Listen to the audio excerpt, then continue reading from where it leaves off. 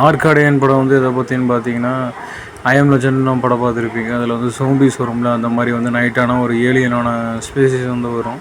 அது வந்து இந்த ஊரில் இருக்க எல்லாத்தையுமே வந்து அழிக்க பார்க்கும். அழிக்க பார்க்கனா வீட்டுக்குள்ளே அட்டாக் பண்ணி அவங்கள சாப்பிட்றது, கொலை பண்ணுறது அந்த மாதிரி பார்க்கும். அதில் நம்ம தலைவன் நிக்கோலஸ் கேஜ் வந்து பார்த்திங்கன்னா அதை அவாய்ட் பண்ணுறதுக்காக வந்து போராடுவார். இதில் வந்து நிக்கோலஸ் கேஜோட ஒய்ஃப் வந்து செத்துருவாங்க. அப்புறம் அவங்களுக்கு வந்து 2 பசங்க இருப்பாங்க. அந்த 2 பசங்களையும் வந்து வளர்த்துட்ருப்பார். அந்த 2 பசங்களும் பார்த்திங்கன்னா அப்பா அடிபட்டிருக்க நேரத்தில் வந்து இவனுங்க வெளியில் போய் சாப்பாடு வாங்கிட்டு வரதும் அப்புறம் மற்ற வேலையும் செய்கிறதும் வந்து பார்த்துப்பானுங்க.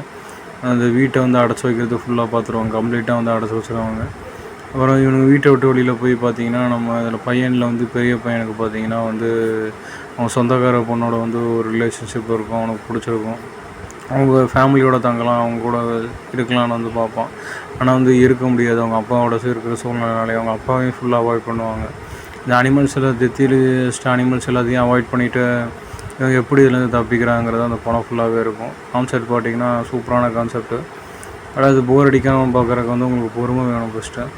இது அனிமல்ஸ் வந்து நைட் டைம் மட்டும்தான் வரும். அது அடிக்கடி காட்ட மாட்டாங்க. ஒரு சில சீனில் தான் வந்து காட்டுவாங்க. இது நீங்கள் ஃபுல்லாக பார்க்குறதுக்கு பொறுமை வேணும்னு தான் சொல்லணும். அப்புறம் இந்த இடத்த விட்டே பார்த்திங்கன்னா வேறு இடத்துக்கு வந்து போவாங்க, வேறு ஊருக்கு. அதான் அந்த கிளைமேக்ஸ் சீனில் காமிச்சிருப்பாங்க.